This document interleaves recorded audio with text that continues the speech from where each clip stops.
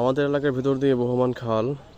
বর্তমানে তার পানি একদম কানায় কানায়, আপনারা দেখতে পাচ্ছেন, একদম কানায় পানায় পানি পরিপূর্ণ হয়ে গেছে। অনেকে জাল দিয়ে মাছ ধরতেছে।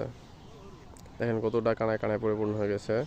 যদি আর 2 ফিট পানি বৃদ্ধি পায় কোনোভাবে, তাহলে পানি একদম লোকালয়ে প্রবেশ করবে।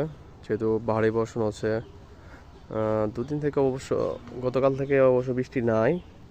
তারপর আজকে আকাশ অনেক মেঘলা, যে কোনো সময় বৃষ্টি চলে আসতে পারে। তো যদি আর কয়েকটা বৃষ্টি হয়, মেবি আর 1 দিন থেকে 2 দিন যদি বৃষ্টি পড়ে কোনোভাবে, তাহলে এই সম্ভবত পানি আর 2 ফিটের মতো বৃদ্ধি পেয়ে যাবে খুব তাড়াতাড়ি। তখনই পানি লোকালয়ে চলে যাবে। আল্লাহ না করুক।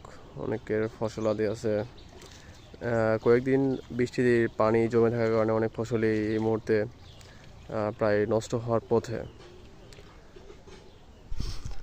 এই পানিটা আসছে আপনার একদম মেঘালয়ের পাদদেশ থেকে।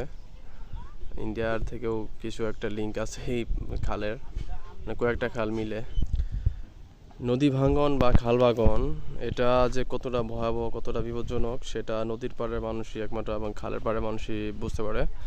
এখানে যে খালটা দেখতেছেন, এখান থেকে প্রায় 60 মিটার দূরে ছিল খালের এই পাড়টা, কিন্তু এই খাল ভেঙে ভেঙে ভেঙে ভেঙে 60 মিটার পর্যন্ত জমি নষ্ট করে ফেলেছে মানুষের।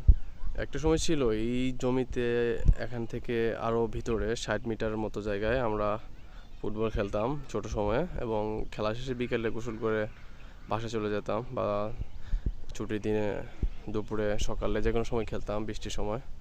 তো এখন আর এই সুযোগটা নাই। খাল অনেক সুন্দর ফসলি জমি গ্রাস করে নিয়েছে। তো এটা তো সাধারণ খাল, তাহলে নদীতে কি পরিমাণ নদী ভাঙন হয় সেটা হয়তো যারা নদীর পাড়ের মানুষ তারাই মোটামুটি কল্পনা করতে পারে। যাই হোক, আল্লাহ সবাইকে হেফাজত করুক।